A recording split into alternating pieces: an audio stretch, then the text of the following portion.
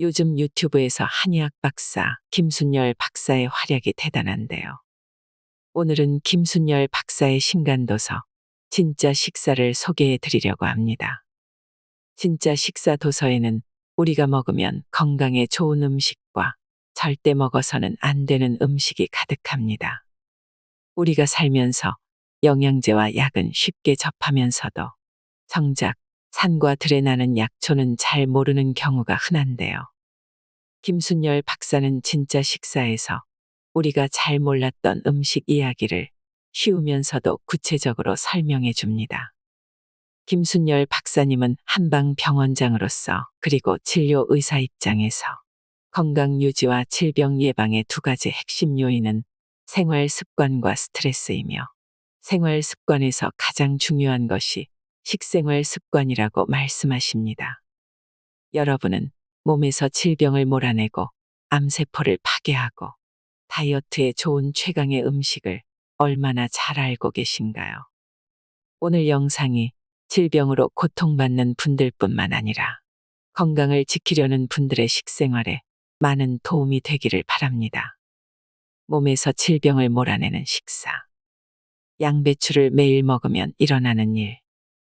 2020년 발표된 국가암 등록 통계에 따르면 위암은 전체 암 중에서 10.8%를 차지하고 있다.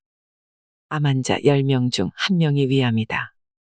특히 남성의 경우에는 폐암에 이어서 위암이 암 발생 순위 2위에 올라 있다. 위염, 위궤양도 흔한 질병이다. 우리나라 사람들의 식습관은 위 건강에 악영향을 미치는 요소들이 많다.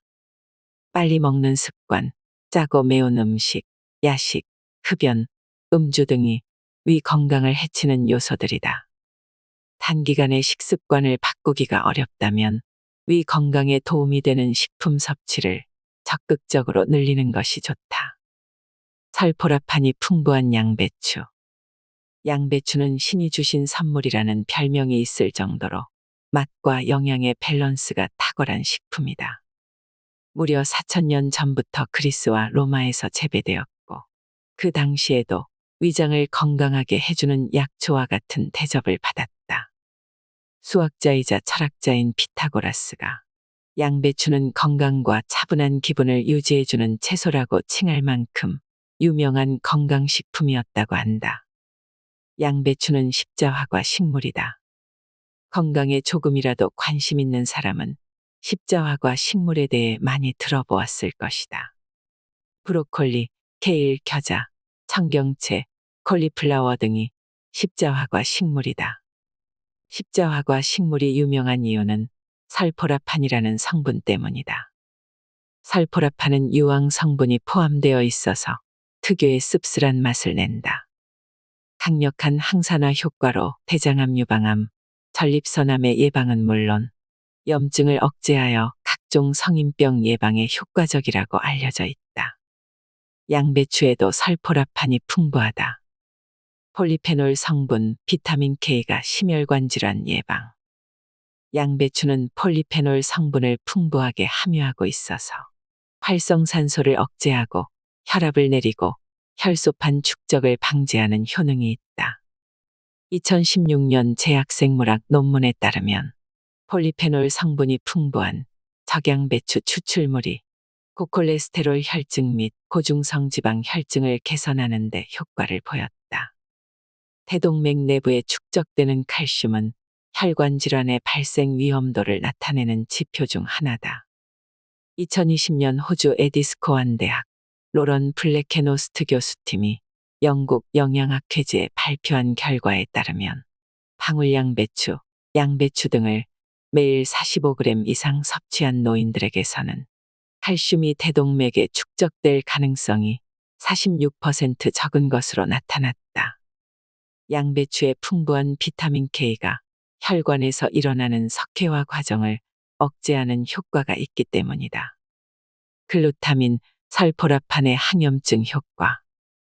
양배추가 함유하고 있는 글루타민 성분은 강력한 항염증 효과를 나타낸다. 체내 염증 반응이나 알레르기, 통증, 발열, 피부 질환 등을 감소시킨다. 또한 이소티오시아네이트 화합물인 설포라판 역시 항염증 작용이 탁월하다. 그래서 양배추 추출물을 크림 형태로 사용하거나 양배추 랩을 만들어 염증 부위에 양배추 찜질을 하면 효과가 뛰어나다. 특히 미국 타임지가 선정한 세계 10대 푸드 중 하나인 방울 양배추는 일반 양배추에 비해 비타민 A는 5배, 비타민 C는 1.5배 더 많다고 한다. 그리고 방울 양배추를 얼려서 보관하면 설포라판 성분이 더 증가하므로 방울 양배추를 한 번 찐 다음 갈아서 얼린 후에 복용하기를 권한다. 안토시아닌 등의 항암 효과. 십자화과 채소는 항암 성분인 파이토케미컬을 풍부하게 함유하고 있다. 그중 안토시아닌은 붉은 색소다. 주로 붉은색을 띠는 적양배추에 많이 들어있다. 이 페놀 화합물이 항암 작용 및 항산화 작용을 한다. 또한 양배추에 들어있는 글루코시놀레이트라는 독특한 생리활성 물질은 쓰고 매운맛을 낸다. 특히 소화기관과 폐에 발생하는 암을 억제하는 효능이 있는 것으로 알려져 있다. 양배추에는 카비놀이라는 성분도 풍부하다. 이것은 암세포의 분자를 변형시키는 능력이 있어서 암세포가 항암제에 더욱 취약해지게 만든다. 그래서 항암 치료를 할 때 양배추를 함께 먹으면 항암 효과가 증가한다. 또한 에스트로겐 수용체를 억제하는 작용이 있어서 유방암과 자궁경부암의 발생도 막아준다. 미국 미시간 주립대와 폴란드 국가식품연구원에 따르면 양배추를 일주일에 3회 이상 섭취한 여성들은 그렇지 않은 여성들에 비해 유방암 발생 위험이 낮아졌다. 식이섬유 비타민이 소화기능 개선. 양배추의 풍부한 식이섬유가 장운동을 도와서 소화기능을 향상한다. 또한 양배추에는 비타민이 많이 함유되어 있다. 비타민은 손상된 위장의 세포 조직을 재생하여 보호하는 기능을 한다. 그래서 위염, 위궤양으로 속쓰림이 있을 때 양배추를 권한다. 다이어트 효과. 양배추는 식이섬유가 풍부하여 장운동을 촉진하고 소화 기능과 배변 활동을 돕는다. 풍부한 섬유질이 포만감을 주어 식욕 조절에 도움을 주기 때문에 다이어트에도 효과가 있다. 도쿄대학 의대 연구팀이 7,000명의 비만 환자를 대상으로 양배추 추출물을 섭취하도록 한 연구 결과 체중 감량 성공률이 무려 93%에 달했다고 한다. 양배추의 부작용. 효능이 많은 양배추라도 약간의 부작용이 있다. 양배추의 비타민 K가 혈액 응고 효과가 있어서 와파린이나 아스피린 같은 혈전 용해제를 복용하는 사람은 주의해야 한다. 갑상샘 질환이 있는 사람은 양배추의 글루코시놀레이트 성분이 요오드의 흡수를 방해하여 갑상샘 호르몬 생성이 감소할 수 있다. 또한 양배추는 고포드맵 식품으로 장내가스를 유발할 수 있으므로 과민성 대장증후군이 있는 사람은 주의해야 한다. 매일 달걀 3개를 먹으면 어떤 일이 벌어질까? 나이가 들수록 근육량이 감소하기 때문에 단백질이 더 많이 필요하다. 근육은 팔다리에만 붙어 있는 것이 아니라 우리 몸 구석구석에 근육이 있다. 위장, 소장, 대장도 평활근이라고 하는 근육이다. 혈관도 근육이다. 혈관이 수축하고 팽창해야 피가 돌기 때문이다. 또한 우리 몸의 기초 단위인 세포도 내부의 세포 모양을 유지하기 위한 근육 비슷한 것들이 있다. 근육을 만드는 주원료는 단백질이다. 근육뿐만 아니라 성장 호르몬 같은 호르몬도 단백질로 만들어진다. 그래서 단백질이 중요하다.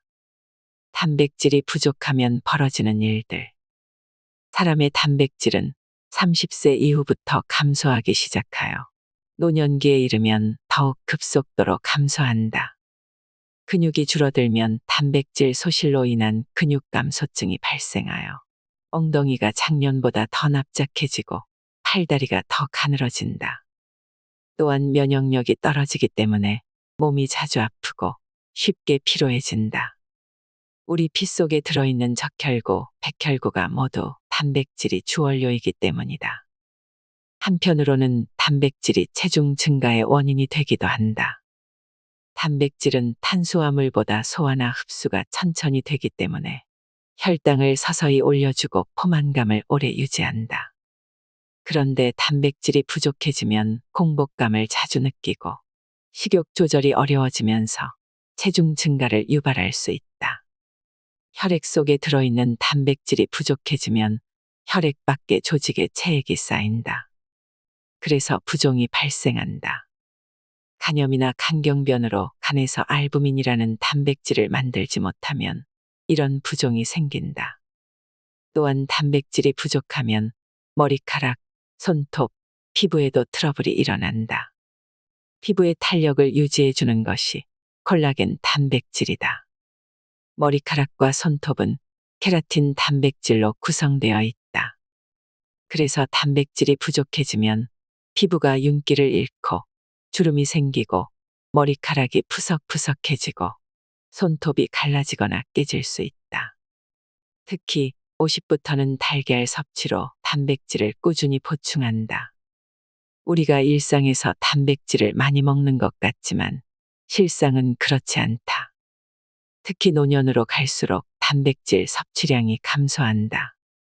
국민 건강 통계를 보면 한국인의 총 단백질 섭취량은 청장년층이 0.54로 노인의 0.35보다는 높지만 미국의 0.77, 유럽의 0.55에서 0.73보다는 낮은 수치를 보이고 있다. 그래서 나이가 들수록 양질의 단백질을 섭취하는 것이 중요하다. 하지만 50대 이후 중장년층이 양질의 단백질을 섭취하는 일이 쉽지는 않다.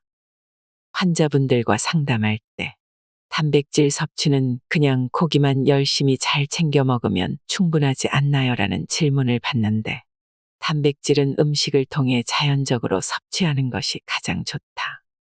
일반 성인의 하루 단백질 권장 섭취량은 체중 1kg당 1g 정도다. 소고기는 100g에 단백질이 26g, 닭고기는 27g 정도 들어있다. 그래서 일반 성인이 하루 단백질 섭취량을 맞추려면 쇠고기나 닭고기를 250g 정도 먹어야 한다. 그런데 50에서 60대의 중장년층은 치아와 위장 기능이 온전한 경우가 흔하지 않다. 매일 딱딱한 고기를 씹고 소화하는 것 자체가 부담스러울 수 있다.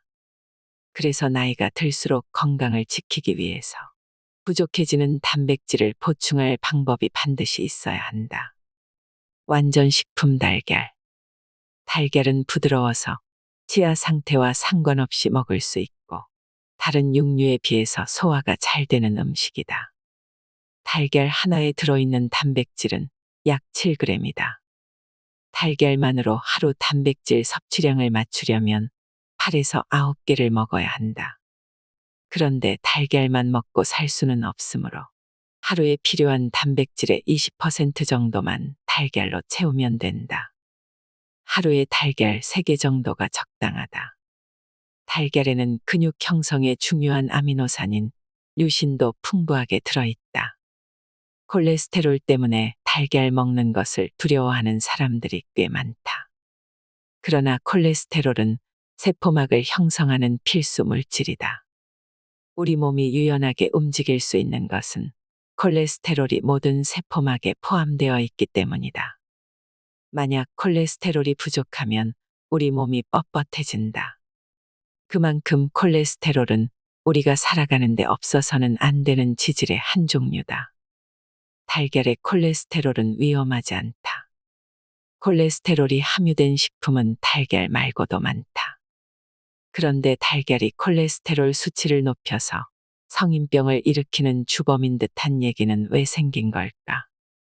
그것은 달걀 하나에 들어있는 콜레스테롤의 양이 사람이 하루 섭취해야 할 콜레스테롤의 65%나 되기 때문이다. 즉, 콜레스테롤 양만 따진다면 달걀 하나를 먹었을 경우 콜레스테롤이든 다른 음식은 삼가야 하는 것이다.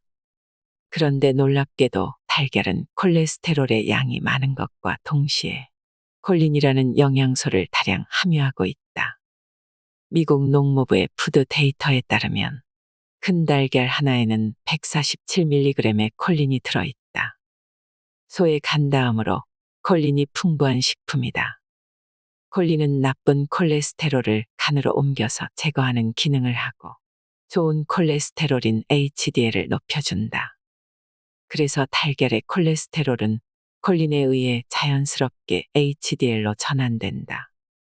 따라서 중증 심혈관 질환이 있는 경우가 아니라면 일반적으로 하루 2에서 3개 정도의 달걀 섭취는 건강을 지키는 데 도움이 된다는 것이 학계의 정설이다.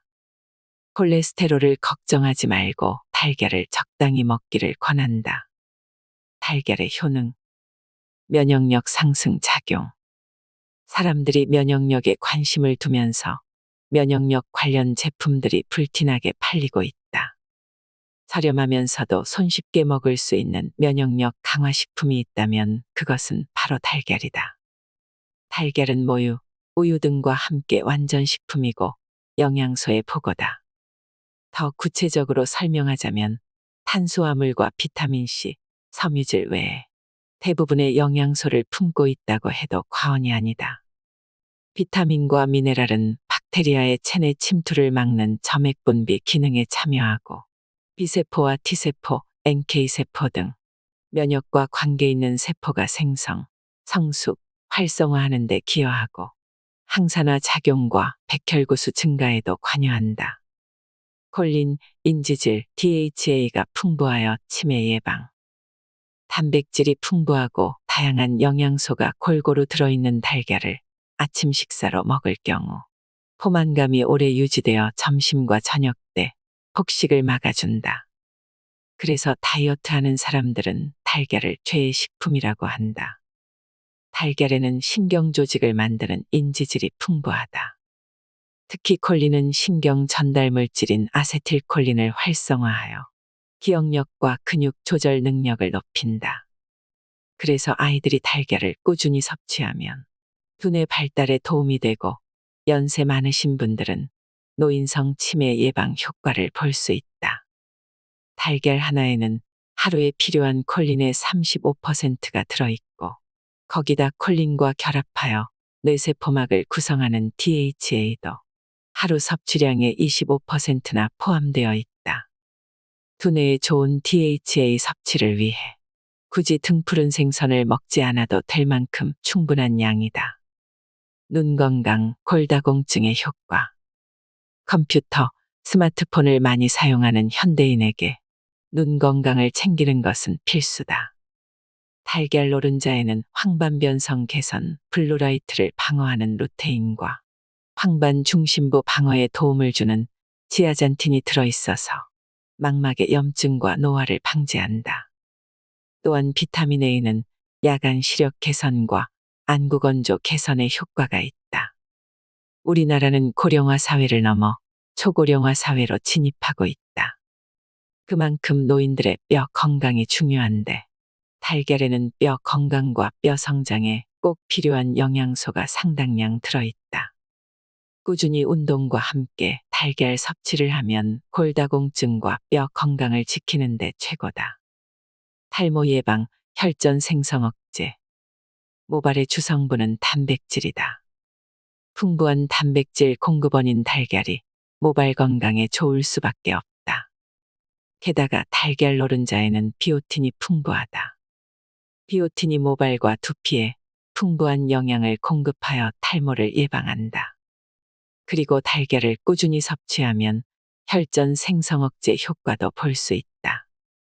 영국 의학저널에 따르면 하루에 달걀을 하나씩 꾸준히 섭취하면 심혈관, 뇌졸중 위험률 18%, 심근경색 위험률 28%를 감소시킨다고 한다. 미국 심장학회의 지침에 따르면 하루 6개 미만의 달걀을 섭취하는 것이 좋다. 기저질환이 있더라도 하루 2개 정도 섭취는 문제가 되지 않는다. 삶은 달걀이 영양적으로 가장 우수하다. 값이 저렴하고 영양가도 만점인 달걀을 어떻게 조리해서 먹는 것이 좋을까? 소화 흡수가 가장 잘 되는 것은 삶은 달걀이다. 그 다음이 달걀 프라이, 달걀 스크럼블, 달걀찜 순이다. 비타민 손실이 가장 적은 조리법은 역시 삶은 달걀이다. 구운 달걀은 조리 시간이 긴 만큼 영양 손실도 크다. 또 프라이를 할 때는 가급적 식용유를 적게 사용하는 것이 좋다. 상추를 매일 먹으면 무슨 일이 생길까? 인간관계, 애정, 금전 문제 등으로 소갈이하면 잠이 오지 않는다. 이것은 자율신경의 이상 때문이다. 스트레스를 심하게 받으면 자율신경 중에 교감신경이 과흥분하고 뇌신경이 과열된다. 심장이 두근거리기도 하고 몸에 물이 말라서 입마름증, 안구건조증도 오고 깊은 잠을 못 잔다. 상추는 한국인의 소울푸드. 뇌의 힘을 뇌력이라고 한다. 어린아이들은 뇌의 힘이 강력하다. 그래서 머리를 베개에 붙이기만 하면 잠이 든다. 그런데 나이 들면 근육의 힘만 빠지는 것이 아니라 뇌의 힘도 약해져서 불면증으로 고생한다. 각성 상태에서 수면 상태로 뇌의 상태가 전환되는데 많은 에너지가 필요하기 때문이다. 젊은 사람들의 불면증은 대개 스트레스와 관계가 깊다. 수면에 도움이 되는 음식 중에 대표적인 것이 상추다. 고려시대에는 천금을 주어야 얻을 수 있는 채소라 해서 상추를 천금채라고 불렀다. 조선시대에는 상추가 대중화되면서 신분의 귀천을 가리지 않고 모두 상추쌈을 즐겼다. 요즘도 집 앞마당이나 베란다에 상추를 심어 먹는 사람들이 많다. 상추는 한국인의 소울푸드 중 하나인 것 같다. 상추의 건강상 이점. 피로 개선 효과. 상추에는 비타민 B군이 풍부하게 들어있어서 피로 회복에 도움이 된다. 상추가 포함된 샐러드에 레몬을 듬뿍 첨가해도 좋고 맥주 요모와 함께 복용하면 상추에 포함된 무기질과 비타민 B군, 그리고 철분, 엽산, 칼슘, 필수 아미노산의 협동작용으로 혈액을 맑게 정화하고 피로를 풀어준다. 임산부의 빈혈 예방, 모유의 양을 늘린다. 상추는 골다공증에 좋고 엽산이 풍부하게 들어있어서 임산부에게 권하는 채소다. 임산부는 일반 여성에 비해서 세포 분열이 활발하여 엽산이 많이 필요하다. 또한 상추에는 필수 아미노산, 칼슘, 철분 함유량이 많아서 빈혈 예방은 물론 모유의 양을 늘리는 데도 도움이 된다. 대장염 완화. 상추는 대장의 염증을 낮추는 데도 큰 도움이 된다. 엽산이 대장의 염증을 완화하는 역할을 하기 때문이다. 상추 속에 풍부한 비타민 K, 루테인, 엽산이 함께 작용해서 대장의 염증뿐만 아니라 대장암을 예방하는 효과까지 발휘한다. 같은 엽채소인 배추나 양배추보다 상추 속에 훨씬 많은 엽산이 들어있으므로 임산부나 대장이 약한 사람은 상추를 많이 먹을 것을 권한다. 불면증 완화. 상추의 잎줄기에서 락투카리움이라는 성분이 나오는데 이 성분은 신경 안정 작용을 하여 스트레스와 통증, 불면증을 완화하는 데 도움을 준다. 상추를 많이 먹으면 졸음이 몰려오는데 그 이유가 락투카리움이라는 성분 때문이다. 락투카리움에는 진정 효과 및 최면, 진해 효과가 있어서 졸음을 불러오는 것이다. 그래서 상추를 많이 먹으면 불면증에 도움이 된다. 상추는 쌈으로 먹거나 잠자기 전에 상추를 뜨거운 물에 살짝 우려낸 물을 마셔도 좋다. 눈 신경 보호. 상추에는 루테인 성분과 비타민 A가 풍부하다. 그래서 눈의 신경을 보호해 줄 뿐만 아니라 황반변성을 예방하고 눈의 피로를 풀어주는 효능이 있다. 당뇨병 혹은 노안이 와서 눈이 침침해진 사람들은 상추를 먹으면 좋고 비슷한 효능이 있는 달걀 노른자와 함께 먹으면 효과가 더욱 좋다. 다이어트, 미용 효과. 상추는 다이어트, 미용에도 아주 좋다.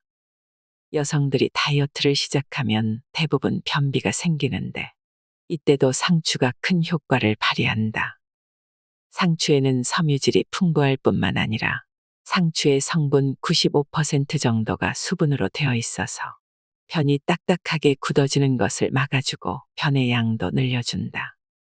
그래서 변비 해소 효과는 물론 장내 환경 개선에도 큰 도움이 된다. 식이섬유가 유산균을 길러주는 역할도 한다. 피부 건강 개선. 상추에는 풍부한 수분뿐만 아니라 비타민 A씨가 다량 함유되어 있다. 수분과 비타민 A는 세포 재생을 도와서 거칠어진 피부를 회복하는 데 중요한 영양분이다. 비타민 C는 뛰어난 항산화 작용으로 노화를 촉진하는 활성산소를 제거한다.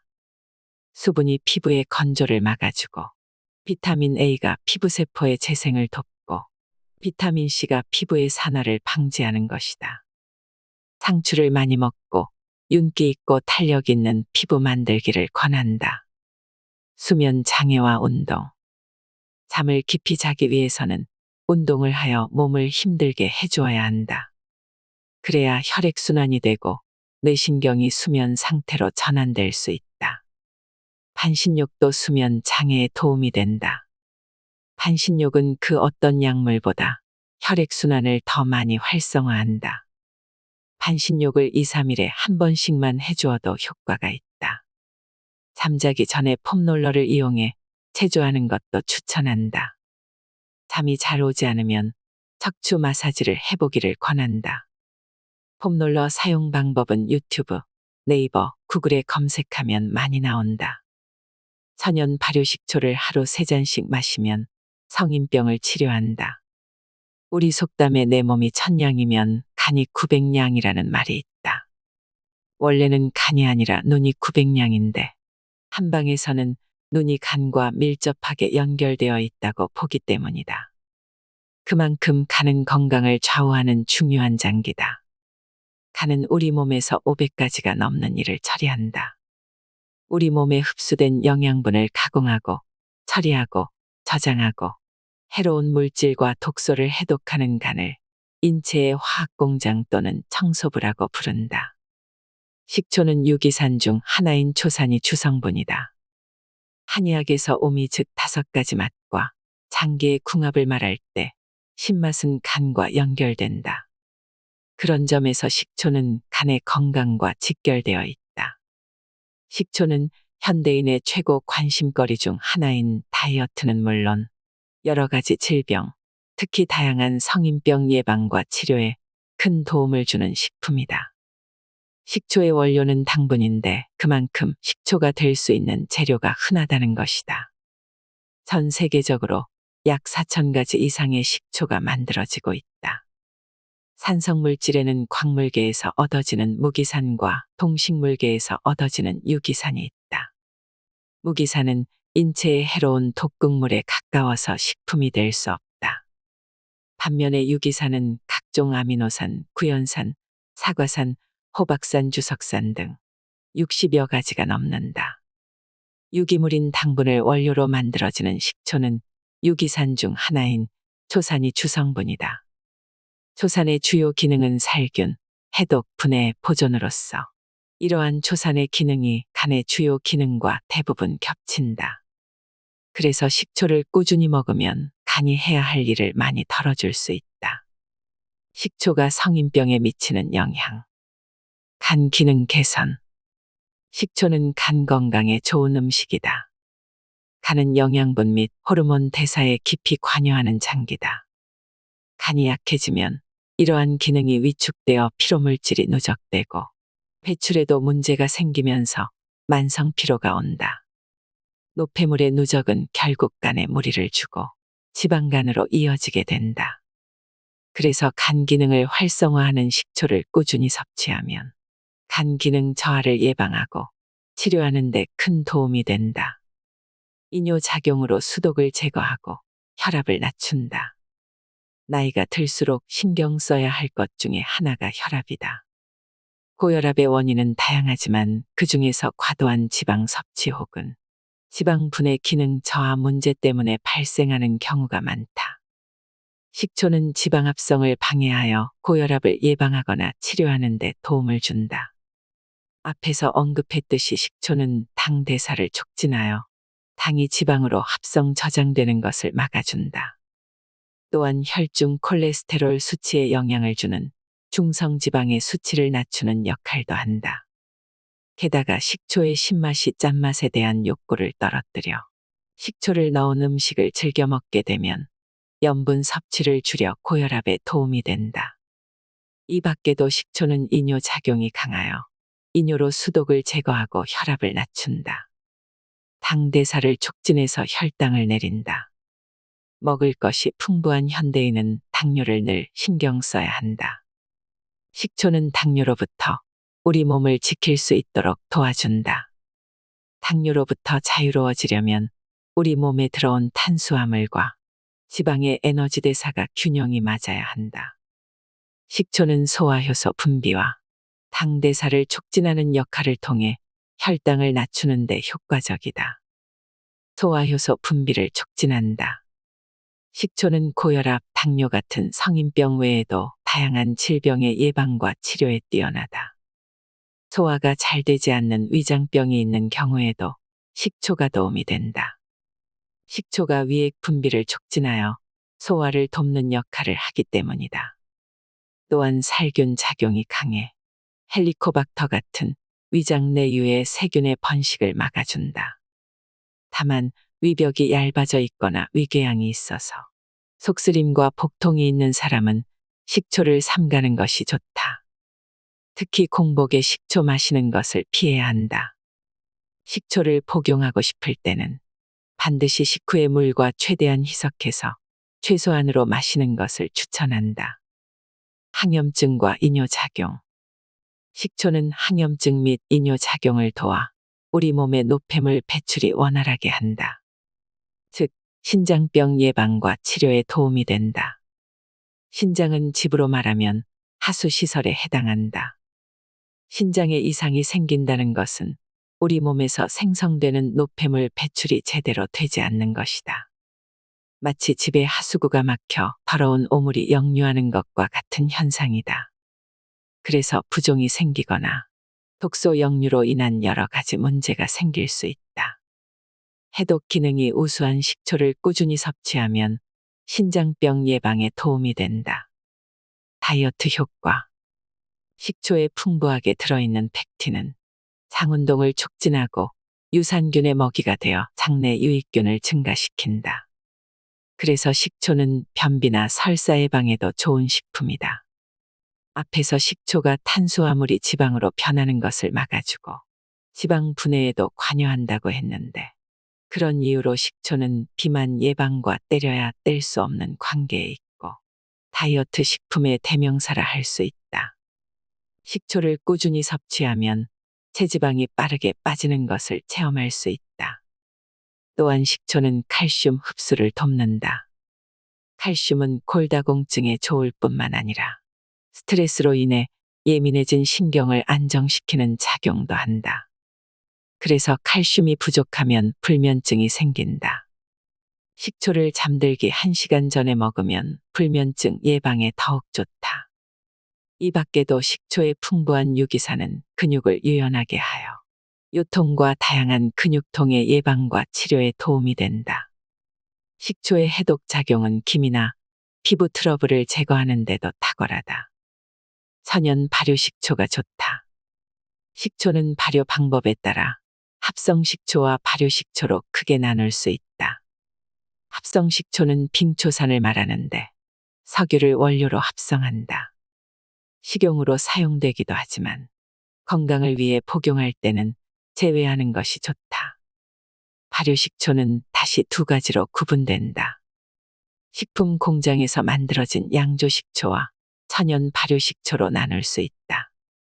둘 다 양조식초이긴 하지만 차이가 있다. 공장에서 만들어진 양조식초는 당분을 발효하여 알코올을 만드는 과정을 생략하고 이미 만들어진 알코올인 주정을 사용하여 식초를 만든다. 이렇게 만들어진 식초에는 아무런 영양분이 없고 순수한 식초일 뿐이다. 하지만 천연 발효한 양조식초는 1차 알코올 발효와 2차 초산 발효를 모두 거치면서 많은 생리활성 물질이 생성된다. 이때 생성되는 생리활성 물질이 항산화 작용, 해독 작용, 면역 기능 증강 작용, 호르몬 조절 작용, 항균 또는 항바이러스 작용을 통해 노화를 지연시키거나 각종 성인병을 예방하는 것으로 알려져 있다. 그래서 건강과 관련된 목적을 가지고 식초를 복용할 때는 반드시 천연 발효 식초를 먹는 것이 좋다. 과용하면 역효과. 식초는 산성이 강하여 과용하면 오히려 역효과가 날 수 있다. 하루 10에서 20ml를 500cc 이상의 충분한 물에 희석하여 최소한의 양을 2에서 3차례 나누어 마시는 것이 좋다. 위장이 약한 사람은 공복에 마시지 말고 식간이나 식후에 복용할 것을 권한다. 혈관 건강에 최고인 양파, 사과, 피칸 주스. 날씨가 추워지면 혈관 질환, 특히 뇌혈관 질환이 발병하기 쉬워서 혈액순환이 잘 되지 않는 노인이나 고혈압, 고지혈증이 있는 사람은 더욱 조심해야 한다. 혈관은 우리 몸에서 중요하다. 기본적으로 혈관은 체내의 장기들의 혈액을 운반하여 영양분을 공급하고 노폐물을 수거한다. 만약 혈관이 건강하지 않으면 체내의 모든 장기가 혈액을 통해 영양분을 공급받지 못하므로 제대로 기능하기가 어렵다. 혈관이 좁아지거나 염증이 생기고 이에 따라 혈류가 감소하거나 완전히 차단되는 등의 이상 증세를 혈관 질환이라고 한다. 혈관 질환이 생기면 무서운 점.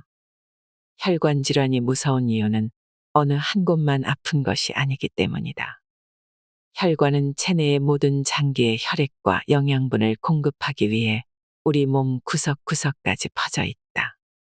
그래서 한 부위의 혈관에 병이 생기면 몸 안의 다른 혈관들도 병이 들게 된다. 혈관과 직결된 병은 중풍, 협심증, 심근경색, 혈관성 치매 등이다.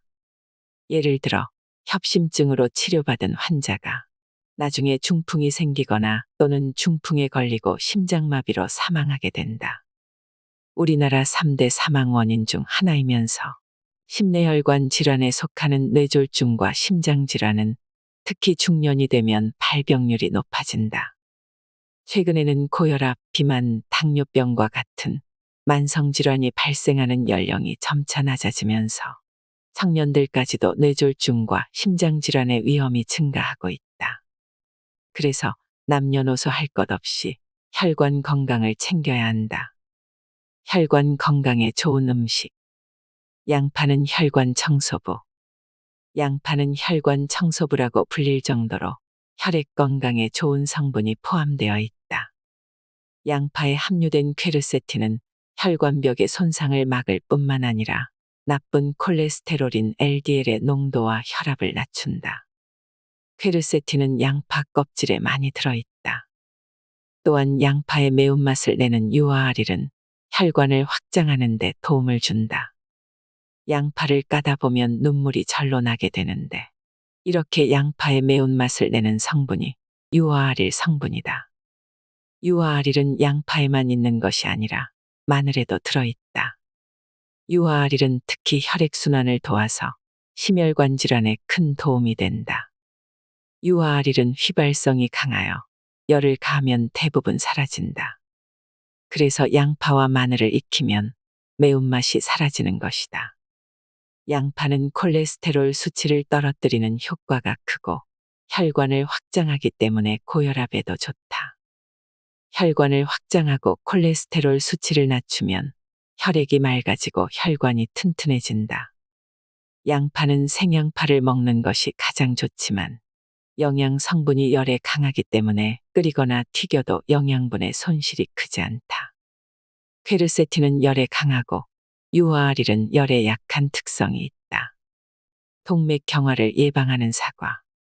사과는 아침에 먹으면 금사과, 저녁에 먹으면 독사과라고 한다. 하지만 이것은 사실이 아니다.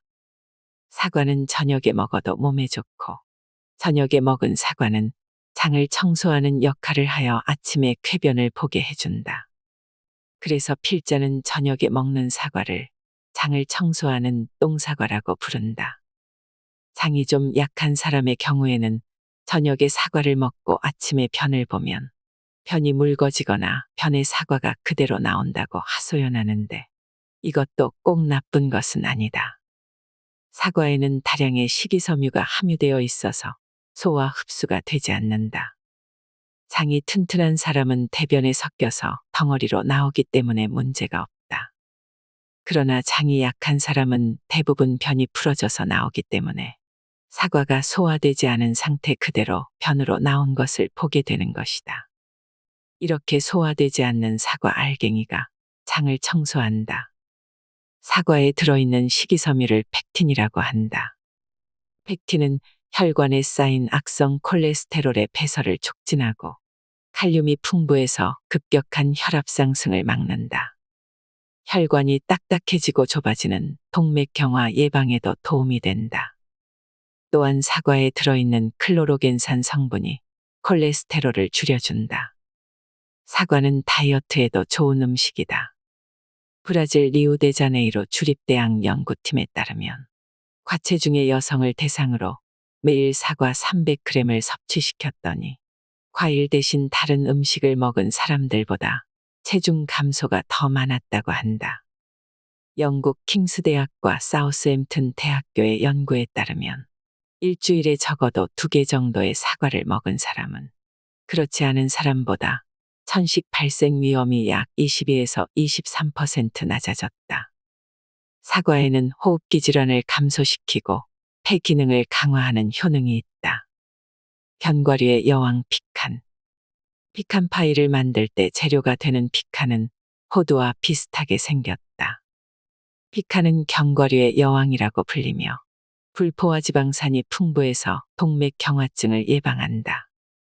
비타민이와 섬유질도 풍부해서 뇌세포를 활성화하고 혈중 콜레스테롤 수치를 낮춘다.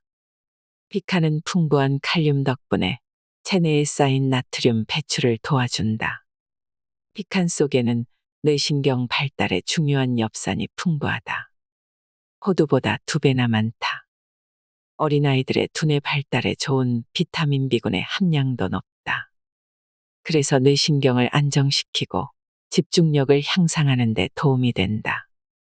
또한 피칸은 면역력 강화에도 도움이 되는데 그 이유는 아연이 풍부하기 때문이다. 그래서 피로 개선과 인체 전반의 대사작용을 개선하는 효능이 있다. 양파, 사과, 피칸 주스 만드는 법. 양파 100g, 사과 50g, 피칸 25g, 그리고 물 250ml를 준비한다. 양파와 사과를 깨끗하게 씻어서 잘게 자른다. 사과는 껍질째 준비해도 무방하다. 피칸도 흐르는 물에 깨끗하게 씻는다. 이 재료들을 모두 믹서에 넣어 잘게 갈아준다. 그러면 양파, 사과, 피칸 주스 완성이다. 이 주스를 하루에 한 컵씩 7일 동안 마셔보면 몸이 변하는 것을 느낄 수 있다. 단, 너무 늦은 밤이나 아침 공복에 마시는 것은 피하자. 속이 쓰리거나 소화장애가 생길 수도 있기 때문이다. 일주일 복용하고 몸에 무리가 없으면 계속 마시면 된다. 양파 때문에 약간 불편하면 2에서 3일 쉬었다 마셔도 상관없다. 양파의 매운맛, 사과의 달달한 맛, 피칸의 고소한 맛이 입맛에 딱 들어맞을 것이다. 김순열 박사의 저서 진짜 식사를 읽은 뒤의 느낌을 한마디로 정리하면 각 가정에 한 권씩 두고 읽어야 하는 한글 동의보감이 업그레이드된 필수 건강서적이라는 생각이 들었습니다. 이 책에는 우리가 매일 먹는 음식에 관한 이야기가 담겨 있습니다. 평소 유튜브 김순열 TV를 즐겨보셨던 분들이라면 참 반가운 책이 아닐까 합니다. 사람에게는 먹는 것이 가장 중요합니다. 음식이 부족해서 병이 나는 경우는 거의 없습니다. 오히려 먹지 말아야 할 음식들을 과식하다 보니 여러 가지 병에 시달립니다. 음식은 조금씩 천천히 나누어서 먹고 자연 그대로 먹는 것이 가장 좋습니다. 매일매일 먹는 음식이 우리 몸의 일부가 된다는 사실을 꼭 기억하세요. 이상으로 인생의 품격이었습니다. 하루하루 당신의 품격이 더 빛나길 바랍니다.